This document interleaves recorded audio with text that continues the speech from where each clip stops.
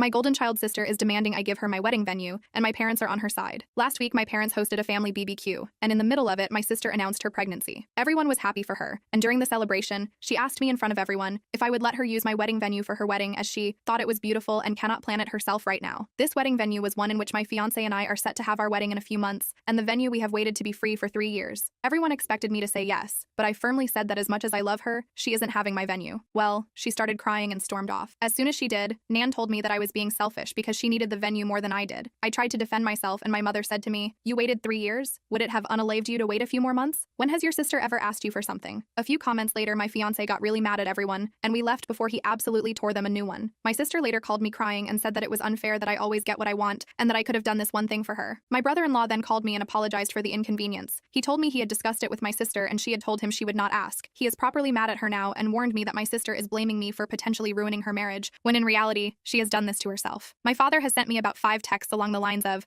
"I hope you are happy your sister hasn't stopped crying since yesterday." My fiancé and I have decided to boot my sister from the bridal party and replace her with my aunt, who is the only family member that took my side. We have not decided whether or not we will invite my family as a whole. Furthermore, my mom took it upon herself to tell on us. She called my fiancé's parents and told them that it would be best if my sister gets it because she is pregnant. My future father-in-law told them F off and basically ripped my mom a new one for expecting something so ridiculous and that they were going to lose me if they keep playing favorites. So my mom is now crying too and saying that my father-in-law is a buttface. This is just getting so pathetic. It seems straight out of a bad soap opera. My in-laws are driving to us currently with some supper and wine and basically told me to not worry and that no matter what happens that they will be my safety net. Update 1. My sister kept berating me about the venue and she said that I was being unfair, that she is family and that she asked nicely because she loves me. She sent me a huge text about us being family and how I should have her back and not be so selfish. The only text I sent back was this: "I am sorry that you perceived it that way. I am sick and tired of bending to your will. My whole life I have been your servant and your doormat. Remember all the birthdays I had to share with you because you would throw a tantrum because you didn't get presents? Or when you cried so that I would fill out job applications? For you because you were literally too lazy to write your own CV? And mom supported you in doing that. But the thing that has hurt me most till now is when you ruined my graduation. Remember how you said it wasn't unfair I was getting the entire spotlight and you wanted in on the celebration? So you took it upon yourself to wear the most expensive dress our parents could buy you, how you made a cake for yourself and hung up balloons for yourself too, insisted to be included in every picture I took. I am done. I admit that I also spoiled you, but I will not any longer. If you want to marry so badly before your baby is born, then you could look at a different hotel that offers last-minute weddings. I have spent too much time planning my wedding to gift it to you, and if you want to ruin our relationship over this, then go ahead. I will sleep sound and safe knowing that it wasn't my fault." She only sent me a "wow, you must love me so very much," and blocked me. She unblocked me this morning to send me this: "Wedding planner. Hello dear, I got the message from your mother and will proceed with the rebooking of the venue on the spot. However, this will have extra costs as we have to change the names on the contract.